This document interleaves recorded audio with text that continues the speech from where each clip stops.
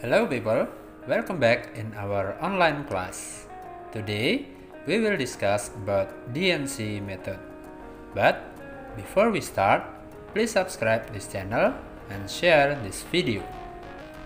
Apa sih metode DNC itu? D adalah inisial untuk divide, yang berarti memilah atau membagi. Sedangkan C adalah inisial untuk conquer, yang berarti mengurutkan.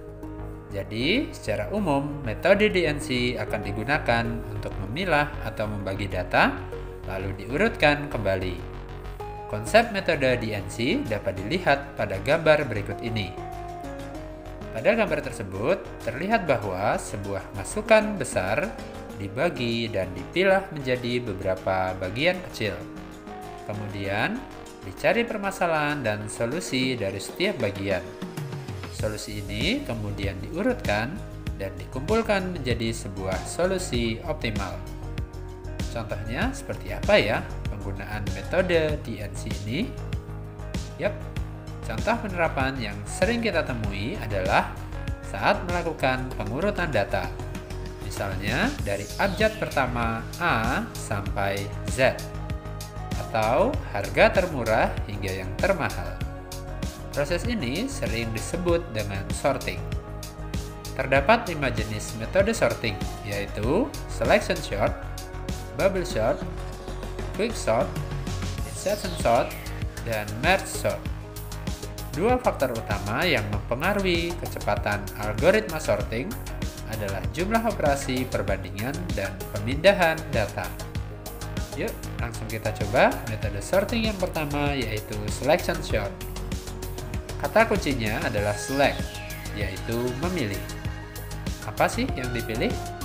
Yang dipilih adalah data terkecil. Data ini kemudian ditukarkan dengan data yang berada di posisi awal atau depan. Sebagai contoh, urutkanlah deret angka berikut dengan metode selection sort. Langkah pertama adalah select atau memilih data terkecil, yaitu 2.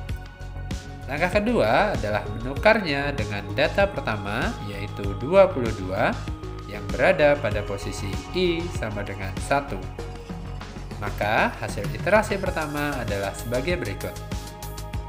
Sebelum dilanjutkan prosesnya, posisi data I harus digeser ke data yang kedua, karena posisi data pertama telah terisi.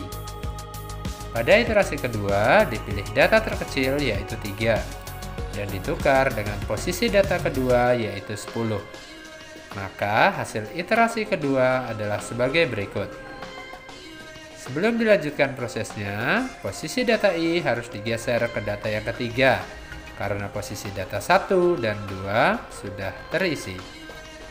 Pada iterasi ketiga, dipilih data terkecil, yaitu 8, dan ditukar dengan posisi data ketiga, yaitu 15. Maka hasil iterasi ketiga adalah sebagai berikut. Sebelum dilanjutkan prosesnya, posisi data I harus digeser lagi ke data yang keempat, karena posisi data pertama, kedua, dan ketiga telah terisi. Pada iterasi keempat, dipilih data terkecil, yaitu 10, yang kebetulan berada di posisi keempat yang akan ditukarkan. Maka hasil iterasi keempat tidak akan merubah deret angka yang sudah ada. Demikian halnya dengan iterasi kelima dan keenam. Karena data terkecil yang dipilih kebetulan berada di posisi yang akan ditukarkan, maka hasil iterasi kelima dan keenam tidak akan merubah deret angka yang sudah ada. Maka dapat disimpulkan, selection sort membutuhkan 6 iterasi atau proses berulang untuk mengurutkan 6 buah data. Berikut ini adalah contoh selection sort yang dituliskan dalam bahasa pemrograman Python. Metode sorting yang kedua adalah bubble sort. Seperti namanya, bubble atau gelembung memiliki sifat yang ringan dan akan naik menuju ke permukaan. Pendekatannya adalah data yang paling belakang akan dibandingkan dengan data di depannya. Jika lebih kecil, maka akan ditukarkan. Sebagai contoh, urutkanlah deret angka berikut dengan metode bubble sort. Langkah pertama adalah membandingkan data terakhir N dengan data sebelumnya. Data terakhir adalah 2, dan jika dibandingkan dengan data sebelumnya, maka data ini lebih kecil. Sehingga langkah kedua adalah melakukan pertukaran data terakhir ini dengan data di depannya.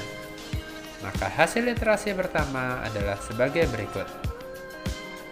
Lanjut ke iterasi kedua, di mana data terakhirnya adalah 8. Data ini dibandingkan dengan data sebelumnya yaitu 3. Karena data terakhir tidak dapat ditukar, maka dilanjutkan dengan data sebelumnya. Pada data sebelumnya yaitu N-1 berisi angka 3. Data ini kemudian dibandingkan dan ditukarkan dengan posisi data sebelumnya. Maka hasil iterasi kedua adalah sebagai berikut. Pada iterasi ketiga, data terakhir N berisi angka 8. Data ini dibandingkan dan ditukarkan dengan data sebelumnya. Iterasi keempat mirip dengan kondisi iterasi kedua, di mana data terakhir N tidak lebih kecil dari data sebelumnya. Maka data yang dicek adalah data N-1 yang berisi angka 10. Data ini kemudian dibandingkan dan dapat ditukar dengan data sebelumnya yang lebih besar yaitu 22. Dan iterasi kelima yang melakukan perbandingan dan pertukaran angka 15 dengan 22. Maka dapat disimpulkan bahwa bubble sort pada contoh ini membutuhkan 5 iterasi atau proses berulang untuk mengurutkan 6 buah data. Berikut ini adalah contoh bubble sort yang dituliskan dalam bahasa pemrograman Python. Metode sorting yang ketiga adalah quicksort. Seperti namanya, quick atau cepat menunjukkan kinerjanya yang cepat. Metode ini membagi kumpulan data menjadi 2 bagian yang disebut dengan subvektor. Titik pembagi disebut dengan pivot, yang akan sangat menentukan performa sorting. Sebagai contoh, urutkanlah deret angka berikut dengan metode quicksort. Langkah pertama adalah menentukan pivot. Data pertama seringkali dijadikan sebagai pivot. Langkah kedua adalah melakukan perbandingan dan pemindahan data. Jika lebih kecil dari pivot, maka akan dipindahkan ke sisi kiri, dan jika lebih besar dari pivot, maka akan dipindahkan ke sisi kanan. Maka iterasi pertama akan menghasilkan deret angka sebagai berikut. Pivot adalah data pertama, yaitu 23. Maka data yang lebih kecil yaitu 12, 23, dan 16 ditempatkan di sisi kiri.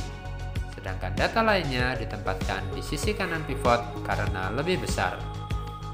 Kasus khusus untuk data yang sama dapat diletakkan di sisi kiri ataupun di sisi kanan pivot. Dalam contoh ini diletakkan di sisi kiri. Setelah terbentuk 2 subvektor, maka langkah selanjutnya adalah menerapkan quicksort di subvektor kiri dan kanan. Pada iterasi kedua ditentukan pivot baru. Data pertama di subvektor kiri yaitu 12 menjadi pivot baru di sisi kiri. Dan data pertama di subvektor kanan yaitu 45 menjadi pivot baru di sisi kanan. Langkah selanjutnya adalah membandingkan dan memindahkan data seperti pada iterasi yang pertama.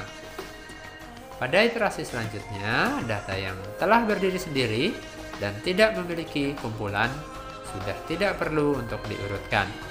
Maka cukup dicari pivot untuk data yang masih berkelompok. Dengan demikian, proses sorting sudah menjadi lebih mudah untuk dilakukan. Maka dapat disimpulkan bahwa quicksort pada contoh ini membutuhkan 4 iterasi untuk mengurutkan 9 buah data. Metode sorting yang keempat adalah insertion sort. Insert berarti menyisipkan. Cara kerja metode ini adalah dengan membandingkan 2 data, dimulai dari depan yaitu data pertama dan kedua.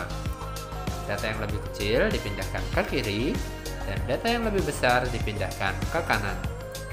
Demikian seterusnya hingga seluruh data dibandingkan dan dipindahkan. Sebagai contoh, Berikut ini adalah contoh program Python untuk metode insertion sort dan juga ilustrasi proses sorting yang terjadi. Perintah pokok perbandingan terdapat pada sintak while B lebih besar 0 and val B-1 lebih besar A. Jika kondisi ini terpenuhi, maka akan terjadi pemindahan data dengan adanya sintak val B sama dengan val B-1. Namun, jika tidak, maka data akan tetap berada di posisi sebelumnya yang ditunjukkan dengan sintak val B sama dengan A, di mana A sama dengan val index. Pada gambar ilustrasi insertion sort, data yang dibandingkan diwarnai dengan warna merah dan proses pemindahannya ditandai dengan warna hijau. Maka dapat disimpulkan bahwa insertion sort pada contoh ini membutuhkan 5 iterasi untuk mengurutkan 6 buah data. Metode sorting yang kelima adalah merge sort. Merge atau merger berarti menggabungkan. Apa sih yang digabungkan?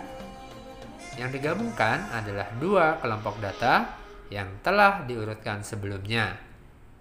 Langkah pertama merge sort adalah mengelompokkan data ke dalam kelompok 2, 4, 8, dan seterusnya. Kelompok ini menggunakan rumus perpangkatan 2 atau 2 pangkat n. Langkah kedua adalah membandingkan dan memindahkan data sesuai posisi. Data yang lebih kecil di sisi kiri dan data yang lebih besar di sisi kanan. Langkah ketiga adalah menggabungkan atau merge kelompok data tadi menjadi kelompok data yang lebih besar, yaitu kelompok 4, 8, 16, dan seterusnya.